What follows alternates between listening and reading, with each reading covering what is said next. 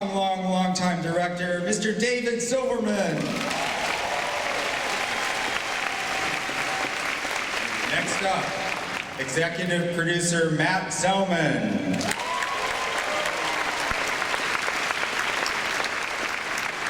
And showrunner and executive producer, the irrepressible Jean.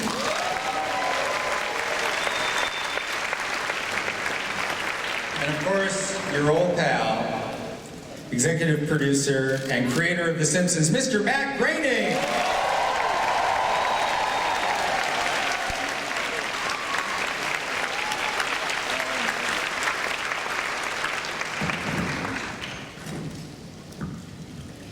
And it is my honor to present to you in her San Diego Comic Con debut, the voice of Kearney, Nelson Muntz, Todd Flanders, Database, Ralph Wiggum, and Bart Simpson. Ladies and gentlemen, Nancy Cartwright.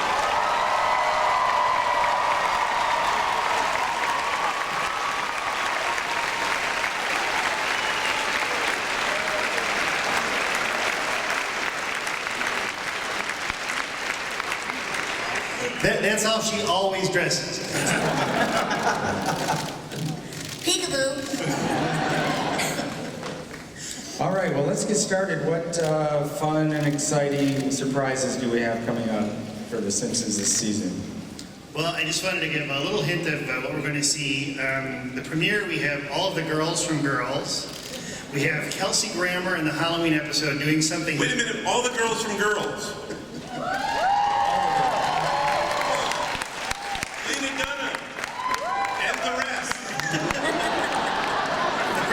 Marianne. In the Halloween show, Kelsey Grammer plays Sideshow Bob, and he kills Bart. Pull out the death of a 10-year-old boy.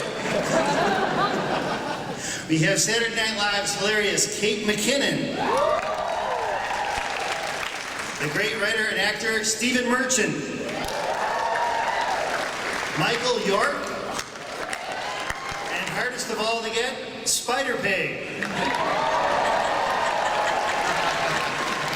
I should mention, Spider Pig appears in an episode directed by Rob Oliver, written by Stuart Burns, that is half a Maggie Short in Disney style, but I don't want to get sued, so it's no particular style.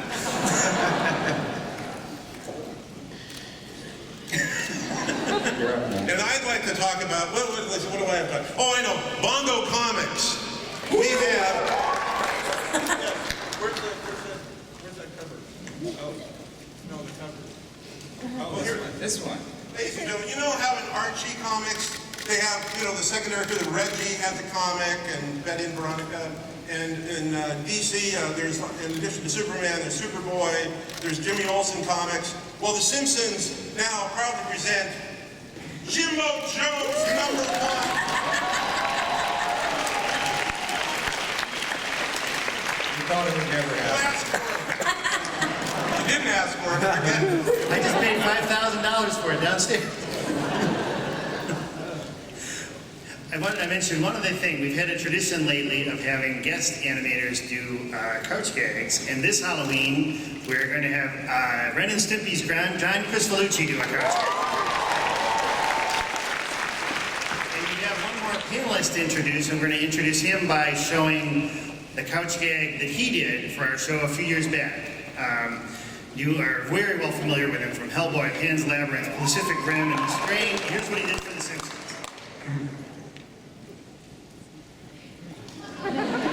There's a clip. Nice. Do we have the clip? Clip first. Oh.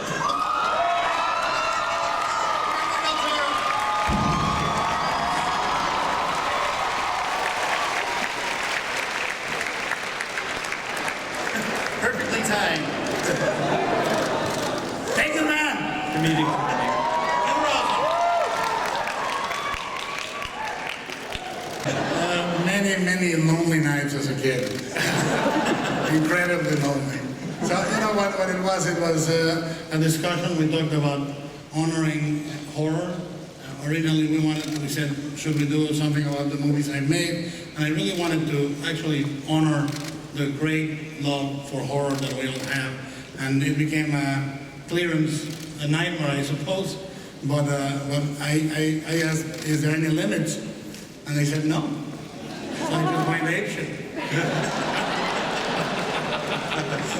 If I could mention, we had a meeting at Guillermo's house, which was, I went with Matt. It was so incredible. Everything you saw in that, he has like life size in the house. And I thought if I was ever a burglar and I broke in, I would die of fright. The AT&T guy refused to install my phone the first time. He left. So Mike Anderson, how was it to supervise the animation on that thing? It was the most fun I've ever had. No, it was. I love monsters, and I love Guillermo's films, and this was just a fantastic experience. And I love all the monsters, so the references were close to my heart, and it was a blast. My memory is that at every step in the process, there were more references added. The storyboards, had most of the ideas, but then at Animatic it got more and more and more. And even when it was animated, we started adding stuff. Yeah. We added the Simpsons skeletons of the Tracy Ullman ones under the ground, and that turned into the Treehouse segment last year, where you saw them actually come to life as ghosts and kill the Simpsons. I love the monsters. They're so obscure. But that was great. Whose idea was that? Was that yours? Are you a Futurama fan? Yeah. The Hypnotoad. Yeah. Well, the idea is the girl from Pan's Labyrinth faces a giant toad, and I'm a massive Hypnotoad geek. I love it. I identify with his body shape and pop life. Mike, I'm afraid I stepped on your comment. What were you saying? Oh, it's just there was so many obscure monsters in there that if you pick it apart, you'll find stuff that, one little film that nobody else would know about but monster geeks. So we're all very proud of it. Well, there was one point where we couldn't get legally the clearance to use Universal monsters. However, one of our animators and ADs, Jenny Mullen, says, "Oh, I have a friend that works at Universal Clearance. Let me call her up." Call her up and they said, "Oh, sure, I will get that through. No problem." As long as she could come to the party. It was my idea to put in 2 references to Pan's Labyrinth. And there's a lot. It's a movie I really loved. It was so great. There's a lot of references that people have still not caught. And one of the obscure ones is a reference to one of my favorite films as a kid, which was a movie with James Brolin called The Car. And I like it so much that I own the car. I had it handmade in Mexico. It took us 3 years and a lot of headache, but now I drive to Menchie's on Sunday on the car.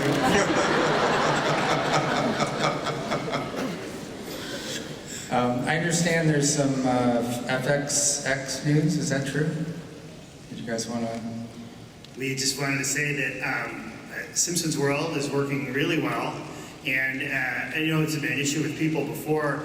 You can now get all the original 4x3 episodes in 4x3 or in HD format if you want, your choice, which I know is a big issue. And we're almost finished recording commentaries for FX now for season 18.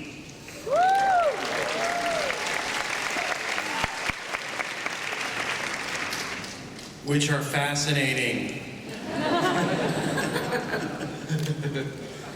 Should we take questions from the audience? Does anyone hear Nancy do Ralph just once? I'm Idaho. Kind of doesn't matter what Ralph says, because they put him in there and he's just a walking non sequitur, There's the leprechaun. He tells me to burn things. When I grow up, I want to be a principal or a caterpillar.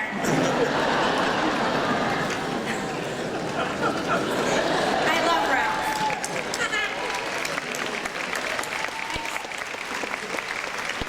Well, it's not often that we have a voice artist on the panel, so when you're formulating your questions, if you've got anything for Nancy, please feel free to come up to the mic. I think, do we have people lining up yet? Yes, we do. Wow. It looks like Leela. Leela from Futurama is here. Lila.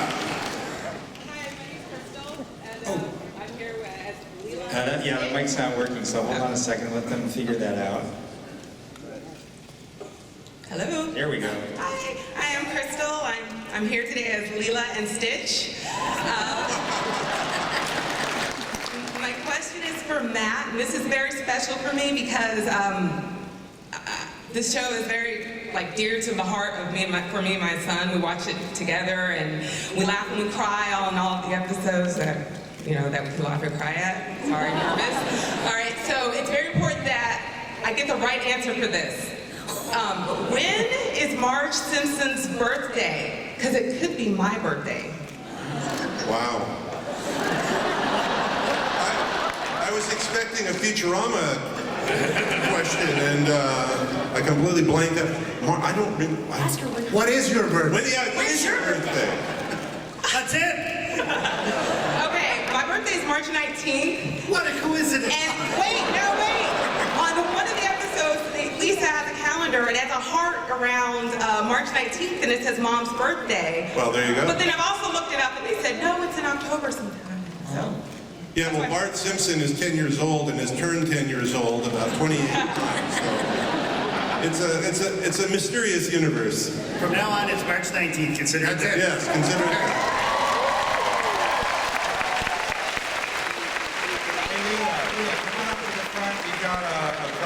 We've got prizes for great Oh questions. yeah, wait, for this one, for the the way you're dressed.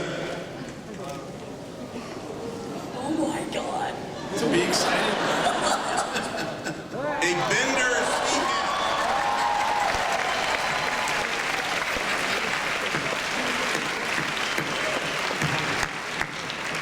Next question. We're asked not to throw the prizes into the audience. Sorry. Yes, next. Hi, that was just my mom. I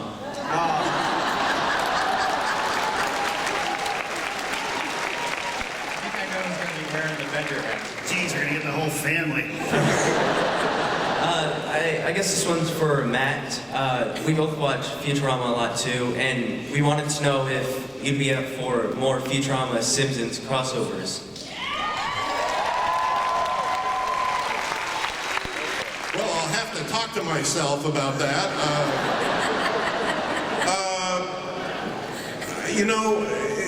It's possible. It's possible. What's amazing about Futurama? Here's a political answer. The fans of Futurama are still watching the show on Netflix, and so happy. You know how everything gets rebooted? Futurama will get rebooted someday. We'll see. Oh, it's Duffman, or is that... Ready to party. Okay. Hi, my name's Katie, and I guess this question is for Matt. I think Lady Duff has a lot of potential. She seems like a really deep character, and I'd like to know if we'd be seeing her in any future episodes.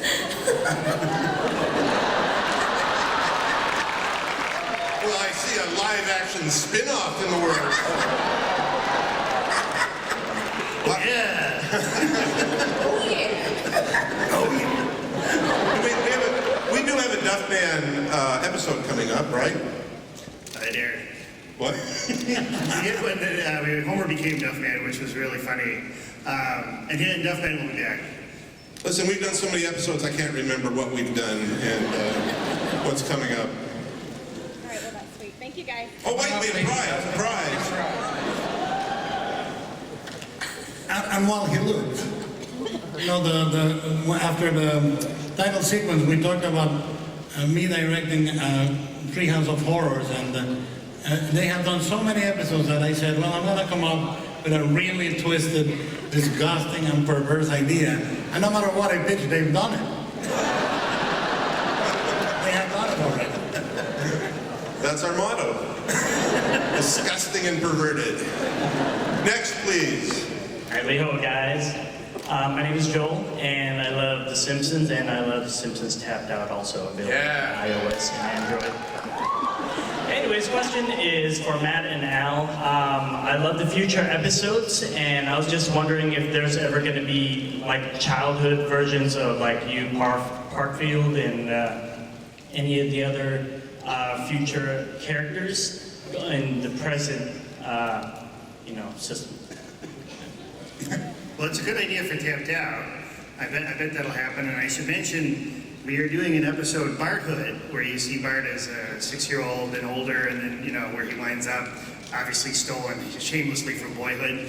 But it's a great episode, and it's airing this Christmas. Thank you.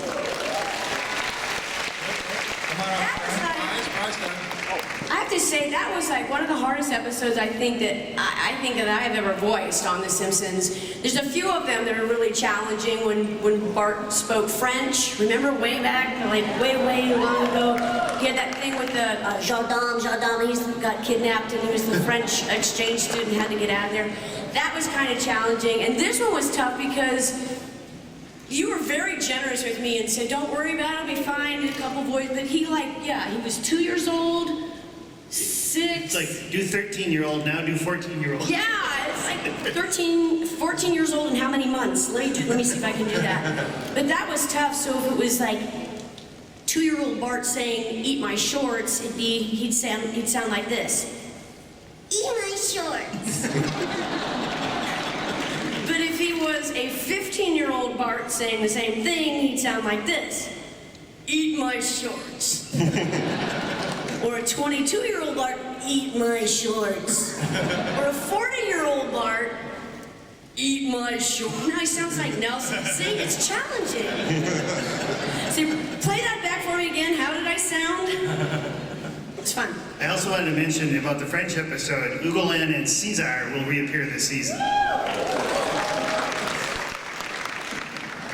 Everyone's favorite, Ugolin and Caesar. That's when Bart went to France and, that's all I remember. No, he stopped grapes, right? And they were abusive to him. They stole his lucky red cap. That's right. And that was based on... All Frenchmen. Yeah. Next, yes, please. sir. Hey, everybody. My question's for Matt. I'm a big fan of the show, of the reoccurring and guest characters that you bring in. And one I had a question about was Uncle Herbert, if you have any plans to bring him back into the rotation anytime soon.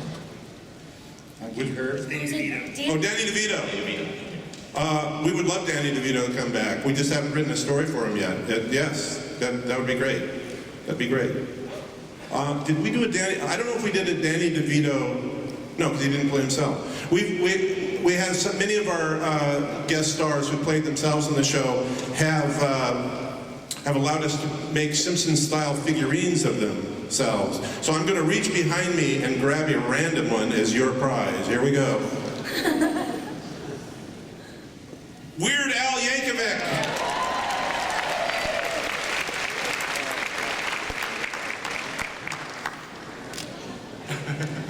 Yes, next, please. Hello. Okay. My name's Curtis, and I guess this is for Matt. How come We're all here. We're all here. Yeah, but they say pick one. He doesn't know anything. Well, this is Comic Con, but you can ask a question to the girl. Okay, go ahead, please. Please, come on, give the guy a chance. He wants to ask me. Well, he said Matt. Maybe he means Matt Selman. No one means that. I just want to know why you guys don't bring the entire cast with you every year to the panels. That's it. We have the best one already.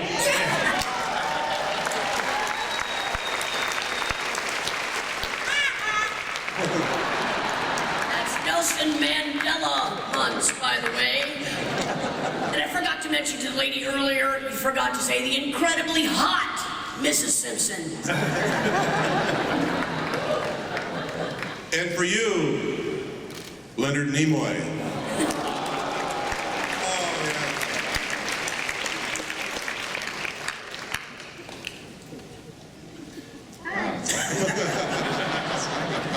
Hi, my name is Brittany. This is for Matt. No, I understand. No, I don't need it. Do you know how awkward it's going to be in the green room afterwards when we discuss how it went? They told them to do it. Okay, go ahead, please. I wanted to ask about the Family Guy Simpsons crossover. I thoroughly enjoy both shows, and I know that there's been a lot of like, oh, Family Guy steals from Simpsons, so I wanted to get your opinion about Since when? about that creative process, how that went to merge these shows together that are sort of similar but different comedy, and if you had any problems working with Seth MacFarlane. No, it was really fun to be able to, you know, to be able to do this. You know, we love everyone in the Fox family. No, it was great. You know, it was a Family Guy episode, and my part in it was just looking at the script and going, "Yep, sounds good." Nancy, why don't you talk about how was it to work on another show? How to work on another show? And then the Family Guy spin-off. Oh, Or crossover. well, for me, when I worked on it, we gather together and we do a table reading of it, and that is always the most ridiculously fun aspect on my participation on the show is the table read. And for the writers, for the guys up here, the writers and producers, and actually everybody up here that come, because sometimes, you know, David Silverman and Mike will come too to get an idea of how to draw. They'll actually watch us while we're doing the voices at the table reading, you know, to get some ideas, to be inspired by that. But the table reading is so much fun, so for that one, it was kind of crazy because it's our show, but they're guests on our show, but they're stars too, and it was actually really fun meeting and playing with them. Yeah. I had a good time. I just want to add too, I went over to Family Guy Studio, which is not too far, and I went over, and there are a lot of ex-Simpson animators working on it. In fact, the supervising director, Peter Shin, was a former Simpson animator. So we just went over it because they wanted to get the style of animating the Simpsons exactly right, so there was a clear contrast to the way Family Guy characters are animated and the way Simpsons are animated. So yeah, it was a completely collaborative experience. And remember, we're like rooting for each other. We're like, it's one ship of animation. You know, hooray for all shows being successful. So that's the bottom line. Yeah, and we have a lot of friends in the writing staff over there, and I'm always on Seth to be a really nice guy. And they submitted that episode for an Emmy, and the title goes on the Emmy. So if they win, their Emmy will say The Simpsons.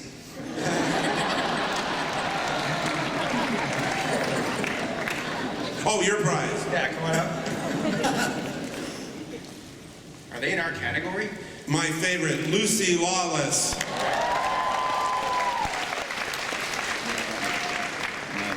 I got to collect all of those. Next, please. Hi, my name is Brian.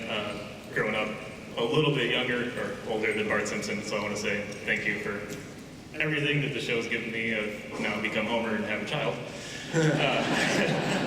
But great life lessons. My question's for Al and Matt. Hank Scorpio, I think, is one of the single greatest one-episode characters. Directed by this guy right here. Excellent. Thank you so much for Hank Scorpio. Someone asked last year, but I would love to see if he resurfaces ever again. And I swear before that clip came out, I was like, if Trump can run for president, why not Scorpio? So wonderful to see him again. I think that's probably the most asked for character that we've had, and I won't know, I can't say he'll be back. I'm sure Albert will be back on the show, and he's always really funny. We just had him, and a lot of the very best stuff he said, he improv right on the spot. He's just the funniest. So no. Never. Oh, prize. Your prize. Maybe. It's some kind of towel.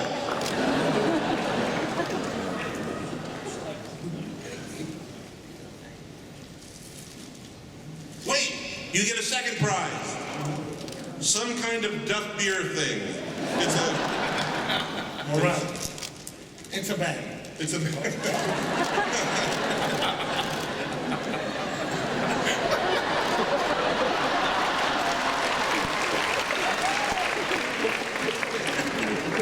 It's a bag in a bag. Guillermo, can we have you every year? I'm a hand model with dimples. I'll save the first bag. I have no knuckles. I don't know why.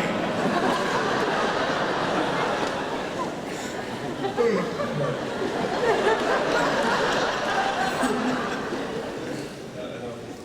I speak? Yes. Yes, go ahead. Hello, everyone. My two younger sisters and I have the same age difference as Bart, Lisa, and Maggie. And my question is for Mr. Groening. In the early years, you had episodes with sweet, heartwarming messages. How difficult was it to blend your style of humor with the family drama and sweetness? Wait, I'm not quite sure I understand. I'm the sweet one. So, I'm not sure I quite understand. It's always been a shared experience. Everyone who works on the show adds something to it. It's a huge collaborative effort. And people bring their life experiences to the show. James L. Brooks at the very beginning said we need to go for real emotion. We got to make people forget they're watching a cartoon. And I think that's with that ambition, I think it's one of the reasons why the show hit as well as it did and has continued to this day. As far as the other stuff, you know, there actually stuff pitched on the show that I went, oh, can we do that? Can we? Very early on, we had an episode with the Daredevil. What's the guy Daredevil's name? Lance Murdoch. Lance Murdoch. And he falls into a tank, or a lion swimming in a tank of water or something. And I said, like, lions can't do that. And it was a huge laugh. So I've loosened up. I don't know if that explains what you asked, but... Also, people, you know, don't always do what you think. Like, Jim will pitch a crazy joke, and Matt will pitch something really sweet.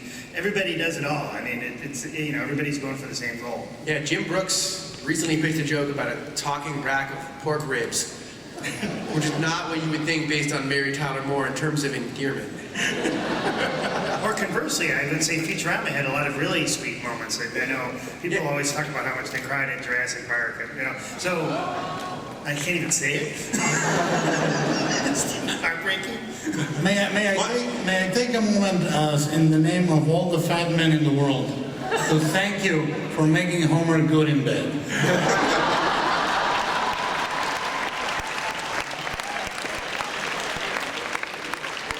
Very important.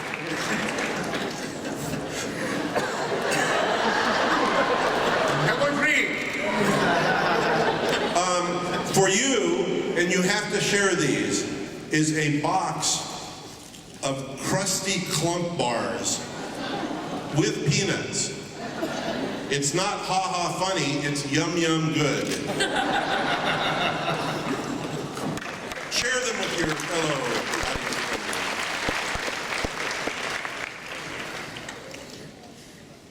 Yes, next question. Yes, I'm Allie, and we're happy to say that Nancy Cartwright here is really good looking out here, and I'm really happy to have her come by tonight. And I do have a question that's also good for her. From the 26th season, from one episode, does that give a message across of a life lesson in bullying? You know, we touch on so many subjects on The Simpsons. We do, as you all know. So there's lots of controversy and lots of topical subjects. And yeah, there is an episode that we do that's coming up that touches on bullying. And we, you know, sort of had it's funny, you know, a lot of things that we did in the show, like when they started bullies, I grew up with bullies, I was bullied all the time. It seemed like kind of a joke, and now it's become kind of a PC thing. I just hope we don't lose the ability to make fun of stuff entirely, you know, because everything becomes PC. That's my view.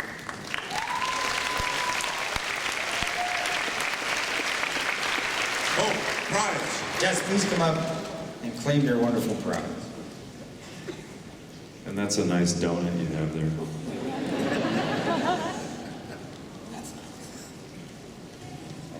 A half Homer Simpson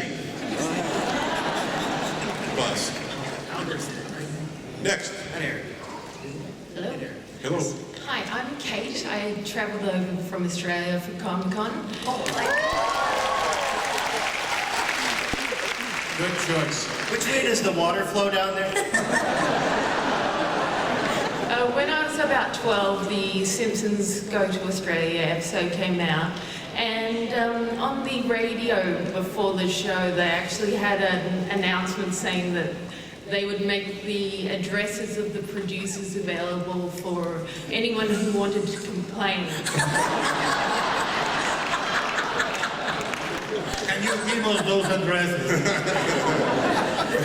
I was wondering what the most controversial episode has been. Well, I was going to say, unlike Australia, Brazil does not have a good sense of humor. They were going to sue us. But so then we did the episode where we predicted they'd lose the World Cup, and look what happened.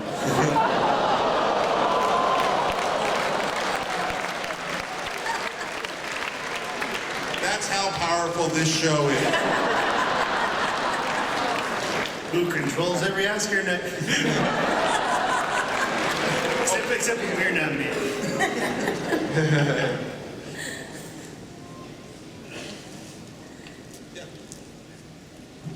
A Marge Simpson wig.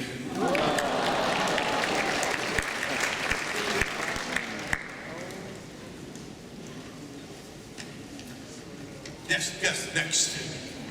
Hello, my name is Julie, and I grew up with The Simpsons, and to have them all available, like all the old episodes, to show my girls, it's really special. So I just want to say thank you for that. But also, after so many years and having all these people come and guest on the show, is there anybody that you really want on the show, but it just never worked out? Guillermo del Toro. I want to play Bumblebee Man's brother. Write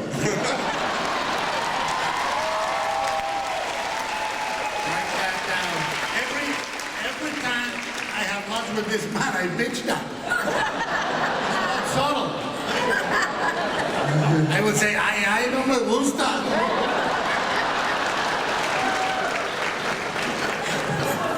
¿Sí?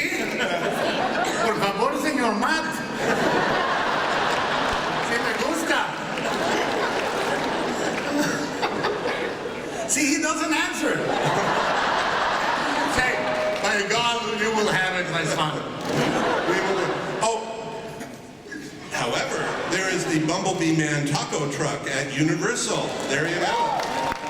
Brand new Springfield. Apply for that? For you, the Mark Hamill Simpsons figurine.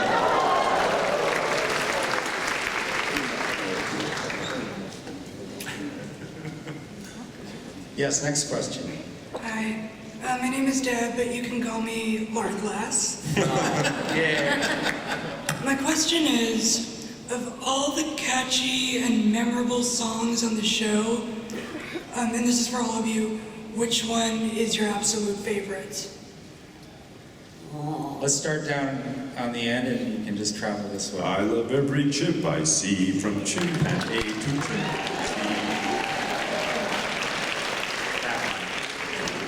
Who controls the British pound? Who keeps the metric system down? We do. My favorite. I don't want to sing. I love the Who Needs the Quickie Mark. Nancy, you sing. Oh gosh, I have so many favorite ones. I really love the whole take up on Mary Poppins, Mary Poppins and Sherry Bobbins, and Bart and Lisa sang, you know. If you want to really do the whole Do thing. it. If you want to be our sister, please be sweet and never bitter. Help us with math and book reports. Might I add, eat my shorts.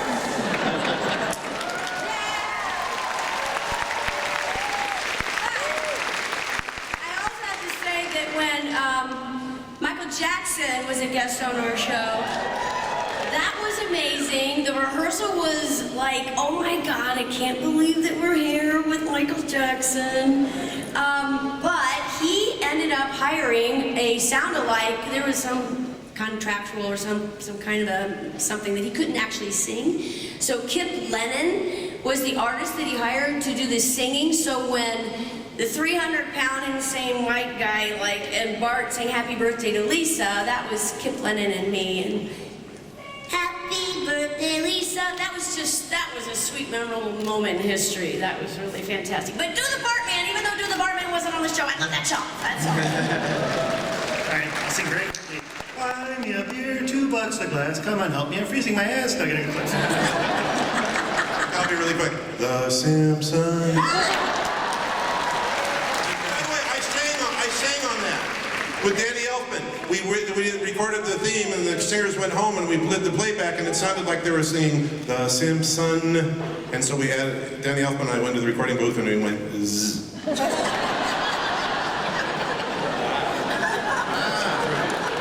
is Señor Burns as el Diablo with Tito Puente.